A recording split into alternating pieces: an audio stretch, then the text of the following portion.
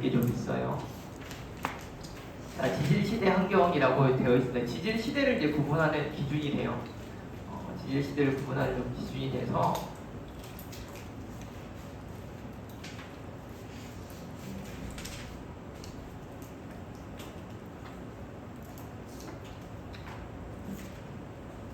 우선 처음에 나온 게 뭐냐면 시대를 구분하는 기준이 지질시대를 구분하는 기준이 두 가지입니다. 지질시대를 구분하는 기준은 화석을 통한 생물군의 급변이에요. 화석을 통해서 생물군이 급변하는 걸 알 수 있고요. 두 번째는 부정한 면을 통해서 대규모의 지각 변동을 받았는지를 알 수 있어요. 이 두 가지가 지질 시대를 구분하는 기준입니다. 지질 시대를 구분하는 기준은 생물군이 급변, 갑자기 생겼거나 갑자기 멸종했거나 이런 급변이 생겨. 그거는 화석을 통해서 알 수 있겠지. 그 다음 대규모의 지각 변동을 받은 흔적은 부정한 면을 가지고 알 수 있어요. 그래서 부정한 면을 기준으로 부정한 면이 나타났다는 이야기는 여기에 뭐가 있었다? 윤기침식 침강이 있었다. 윤기침식 침강은 꽤 오랜 시간에 걸려서 나타난 지각 변동이라고 그랬지. 그리고 이 윤기침식 침강은 어느 국지적인 지역에서 일어난 게 아니라 대륙 전체가 올라가거나 대륙 전체가 내려가는 일이에요. 그래서 대규모의 지각 변동이라고 이야기를 합니다. 그래서 이 두 가지를 가지고 우리는 지질 시대를 구분할 수 있다라고 이야기를 해요.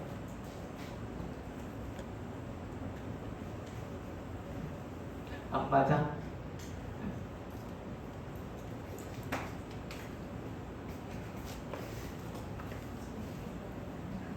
뭐야?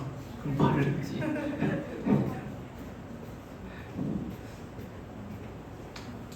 자, 그러니까 어제 두 개를 올리면서 저는 이게 그냥 관리를 한 번도 한 적이 없는데 그걸 봤어. 이 뭐야 이렇게 그래프 있길래 막 봤더니 니네 5월 1일 날 막 봤니? 시험 전날?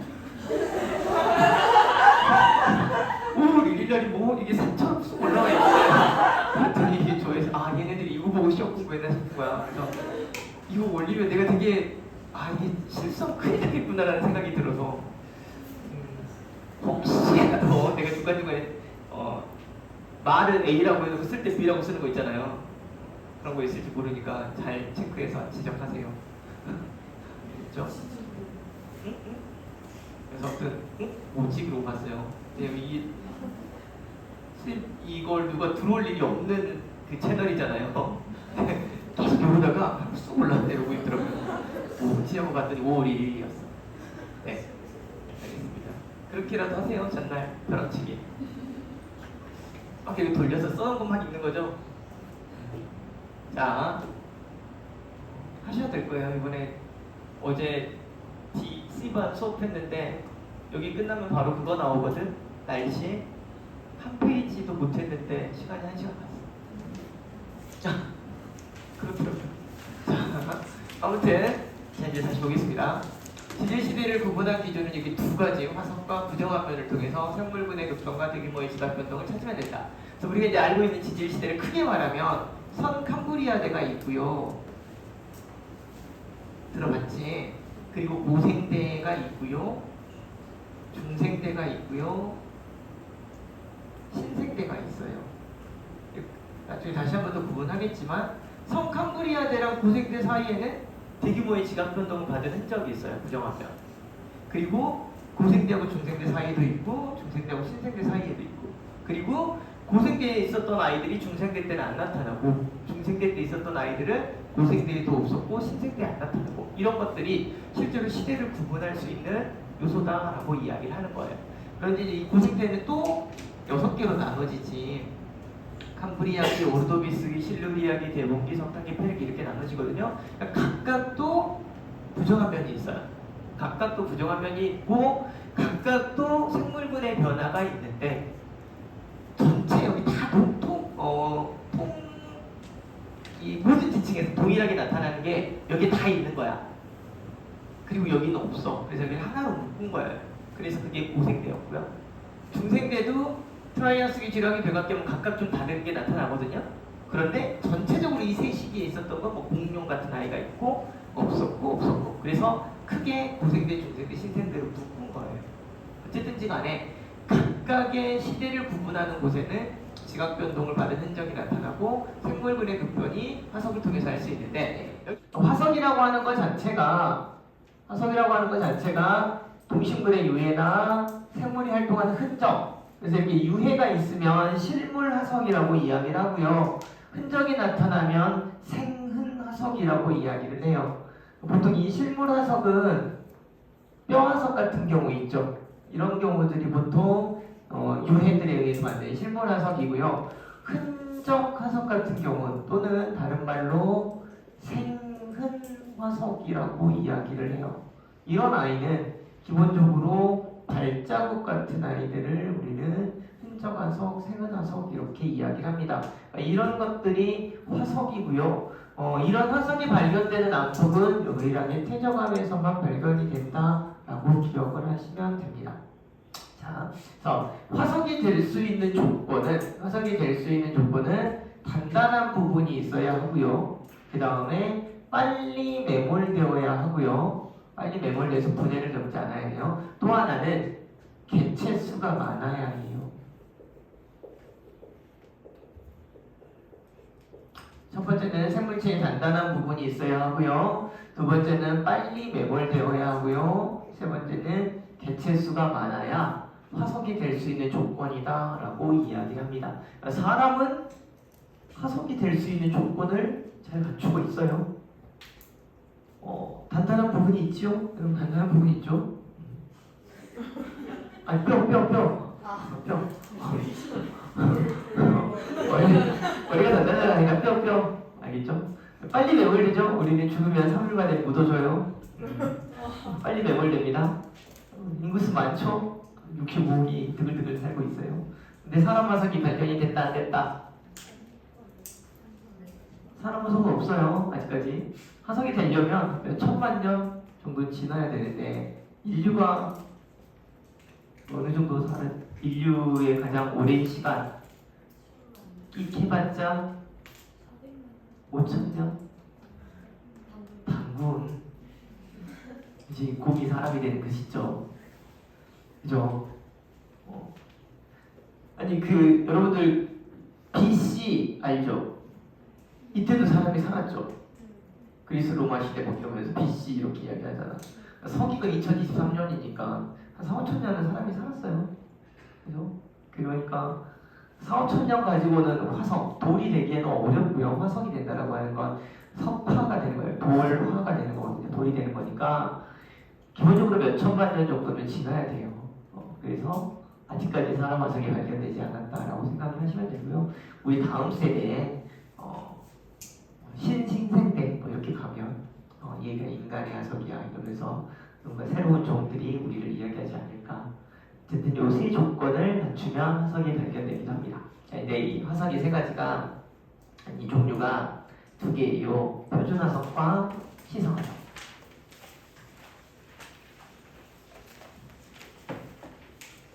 자, 표준화석이라고 하는 건 대표성을 띠는 건데요.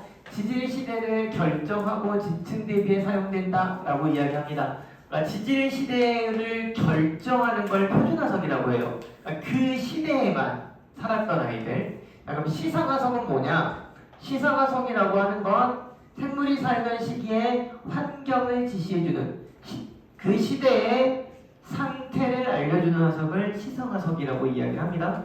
그래서 표준화석은 짧고 생존기간이 짧고 분포 지역이 넓어요. 이러면 표준화석. 시성화석은 생존기간이 길고 분포 지역이 한정돼 있어요. 좁아요. 이러면 시상화석의 조건이다라고 이야기를 해요. 표준화석의 대표적인 화석이 뭐가 있냐면 공룡. 시상화석의 대표적인 게 뭐가 있냐면 고사리.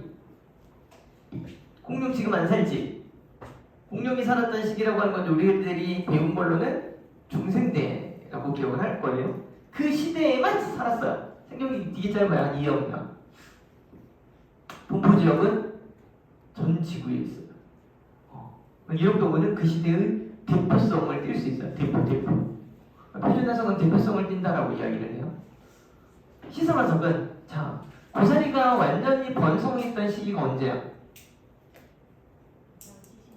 양지식물 모생대 5억 년 전인데 여러분 고사리 나물 먹지? 지금도 있어. 그 시대와 환경과 똑같은 환경에서는 특정 지역이지만 그 지역에서는 계속적으로 살아남을 수 있는 아이들 시대를 구분하고 그러니까 고사리가 나타나면 고사리가 있던 곳은 육지 환경이고 습한 환경이고 따뜻한 환경이고 이렇게 볼 수 있어요. 그래서 그 시대의 상태, 환경을 알려준다라고 해서 시상화석이라고 이야기를 합니다. 이해되셨죠? 그래서 시상화석과 표준화석 결격 구분하는데 간단하게 그거 생각하시면 돼요. 조선시대 왕이 표준화석이고요. 왕들 조선시대 때 신하들 있죠? 걔네들은 시상화석이에요. 왕이 죽었는데 계속 살아남고 영의정하고 우의정하고 하죠. 시대를 근데 가진 아부를 떨면서 살아남잖아요. 끈질기게. 얘네들은 짧고 굵게 산 애들, 그냥 가늘고 길게 산 애들. 왕은 못 되지만 시대. 그래서 우리나라 신하들 중에는 왕을 3명 섬겼던 신하도 있어요. 대단하죠? 정치 철학이 없는 사람이에요. 왕이 우리나라 조선시대 왕 정치 철학이 다 달랐잖아. 한 번도 같은 학이 없어요. 보통 우리가 묶었던 사람 중에 하나가 영종조대왕 이러는데 영조하고 종조는 완전 다르지. 근데 영종조를 태평성대라고 해서 같이 묶잖아. 근데 정치 철학은 완전히 달라. 근데 그 시대에 계속 신화했던 애들이 있어. 시상화석이에요. 자기가 살기 좋은 환경만 조성되면 끝까지 살아남는 애들. 왕들은 짧고 굵게 살아요. 물론 영조는 좀 오래 살았지만 그래서 시상화석과 표준화석을 저렇게 구분을 하면 돼요. 그래서 표준화석은 여기 넓게 분포하고 생존 시간이 짧았다. 특정 환경에서 분포하고 생존 시간이 길었던 아이들을 표준화석, 시상화석 이렇게 이야기를 합니다. 그래서 두 가지 지층 대비. 지층 대비는 앞에서 배웠지 뭐였죠? 선후관계 결정. 그치? 지질 시대를 결정. 그 화석이 나오면 무슨 이 시대다. 이럴 수 있는 걸 표준화석이라고 이야기를 합니다. 산호화석도 대표적인 시상화석이에요. 산호.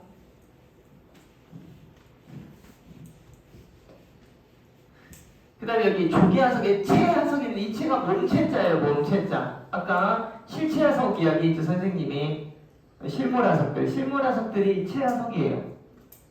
그래서 조개 같은 경우에 껍데기가 다 나타나면 이런 것들은 실물화석이고 아까 말했던 공룡발자국은 생은화석, 흔적화석이고 삼엽충, 암모나이트, 화폐석은 대표적인 고생대, 중생대, 신생대의 표준화석이고 산호가 나타나면 열대의 얕은 따뜻한 바다 환경이라고 생각하시면 돼요. 산호가 사는 환경이에요. 우리나라는 무슨 지방이죠?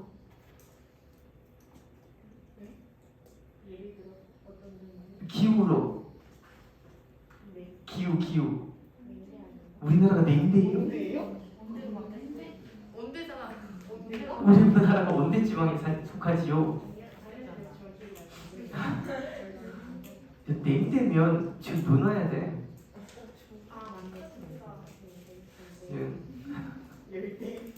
열대는 아니죠. 우리나라 제주도 남쪽에 가면 다음 달부터 산호 보여요.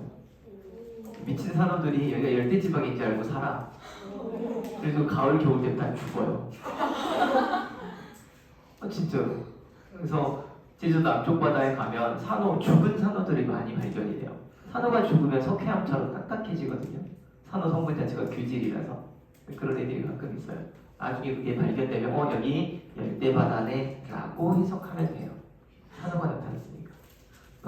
지금 현재 우리나라까지 조금 더 전체적으로 온도가 열대지방화 되고 있다 뭐 이렇게 이야기하고 또 있습니다. 자, 석회동굴의 석순이 뭐예요? 석회동굴은 어떻게 형성돼요? 석회동굴? 아니 석회동굴이 어떻게 형성되냐고? 석회수? 지하? 땅속? 속에 있는 물이 그걸 지하수라고 해요. 맞아요.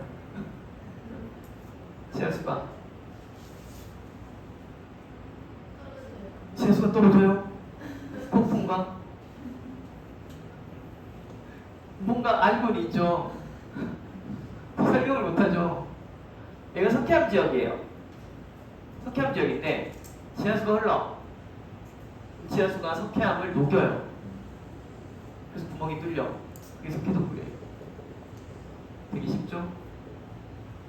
석회암 지역에 있는 동굴을 석회동굴이라고 하는데 석회암이 물에 녹아요. 석회암이 물에 녹았을 때 그 물을 석회수라고 하는 거예요. 맞아요. 근데 그 석회수가 동굴 쪽에 계속 지하수가 흐르고 있으니까 이 석회물질이 계속 녹일 거 아니야. 그래서 동굴이 됐는데 물이 증발을 할 거 아니야. 증발을 하면 여러분들 침전물이 쌓이겠지. 석회 물질이 물 속에 녹아 있다가 물이 증발하면 석회 물질만 남지. 그러니까 걔네가 뚝뚝 떨어져서 이렇게 기드랗게 나오면 종유석이 되고요. 그래서 뚝뚝뚝 떨어져서 뚝뚝뚝 이렇게 자라면 석순이 돼요. 그러니까 물이 뚝 떨어졌다? 그러면 거기에 물과 석회물질이 같이 있었겠지. 물이 증발해. 석회물질만 거기에 남아. 그 다음 또 떨어져. 또 물 증발해. 석회물질만 남아. 이렇게 해서 몇백 년, 몇천 년 걸쳐서 석순이 자란 거예요. 그러다가 얘네들이 붙는다? 이거를 석주라고 해요. 그래서 동굴이 생겼는데 석회동굴에 가면 그래서 종류석이나 석순이나 석주가 많이 나타나요. 오케이? 이런 동굴을 석회동굴이라고 해요. 근데 이제 재밌는 거 제주도에 가면 석회동굴 말고 우리가 부르는 동굴 이름이 또 있어요. 뭐죠? 용암동굴이 있어요. 들어봤죠? 용암이 흘러서 동굴 만들어 놓은 거야. 그런데 제주도에 있는 용암동굴에 종류석과 석순과 석주가 있다? 왜 그럴까요? 왜 석회암 지역이어서. 석회암 지역에서 용암이 지나가는데 동굴이 생겼어. 석회암 지역이다 보니까 지하수들에 의해서 얘네들이 똑같은 방식으로 종류석이나 석주나 석수가 만들어지는 경우가 있어요. 어쨌든지 간에 이런 애가 석순이에요. 석순은 석회동굴의 석순을 통해서 뭘 할 수 있냐면 석순은 동굴의 습도와 해당되는 강수량 등의 영향을 받는다고 되어 있거든요. 온도가 높거나 온도가 낮거나에 따라서 석순을 이게 잘라보면 단면을 보면은 이렇게 나이테처럼 나타나요. 나이테처럼. 그러면 온도가 높아서 증발이 잘 일어나. 그러면 쑥 많이 자라겠지. 천천히 일어나면 덜 자라겠지. 그 당시에 강수량이나 습도나 기온 등에 의해서 석순의 자라는 성장 정도를 알 수 있게 돼요. 그래서 그 당시의 기후를 대충 예측해 볼 수 있다라고 이야기를 하는 거고요. 기본 정보는. 그래서 동굴 내부의 기온은 그 지역의 평균 기온을 반영하기 때문에 기온이 높았을 경우에 증발이 잘 일어나서 석순도 많이 잘 생성이 됐을 거야. 뭐 이렇게 해석을 하는 거거든요. 해석 방법은 탄소 방사성 동위원소를 분석합니다. 여기 들어있는 탄소 성분, 왜냐면 석회하면 CaCO3지 탄소 들어있어요. 여기에 있는 탄소 성분을 방사성 동위원소를 분석을 하게 되면 이 녀석의 절대 연령 언제 생성되는지를 대충 알 수 있다라고 하는 거고요. 또 하나는 산소 안정 동위원소를 측정을 하면 원소비를 측정을 하면 기온을 추정할 수 있다는데 얘네가 물을 포함한 상태에서 증발이 침전됐다 나갔을 거 아니야. 그럼 여기 돌 안에 갇혀있는 물 입자들이 있을 수 있어. 그럼 그 안에 뭘 알 수 있냐면 산소가 있어. 자, 그런데 여기 있는 석회동굴도 마찬가지, 유광충도 마찬가지, 빙하시추포도 마찬가지. 핵심은 이거예요.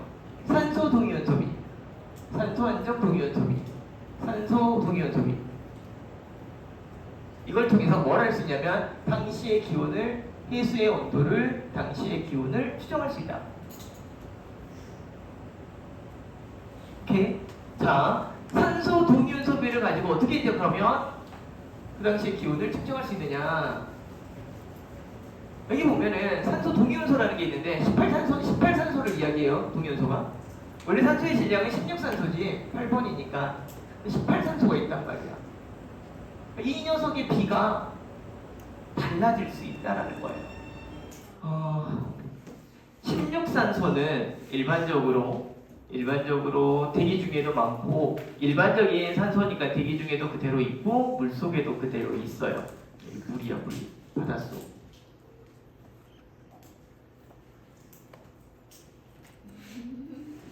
바닷속에 있는데, 온도가 높아지면 뭐가 잘 일어나냐면 증발이 잘 일어나요.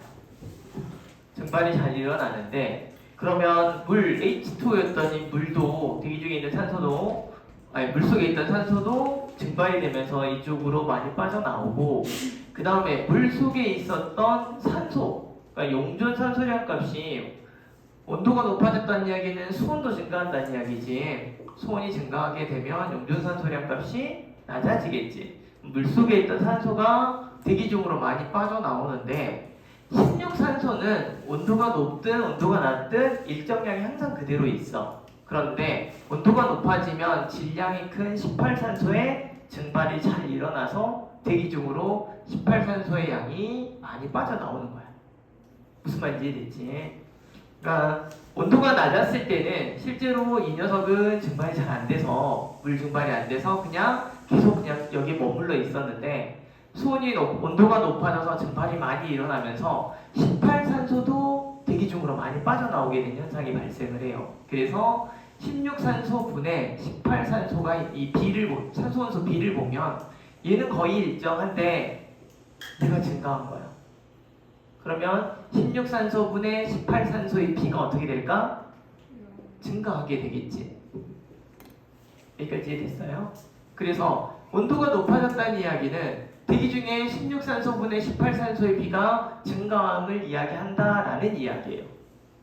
여기까지 이해됐지? 자, 그런데 여기서 말하는 유공충 껍데기라든지 또는 특히 빙하라든지 또는 대기 중에 있는 물, 이런 모든 것들은 온도가 높으면 18산소의 B가 높은 상태의 물을 포함하고 있는 거야.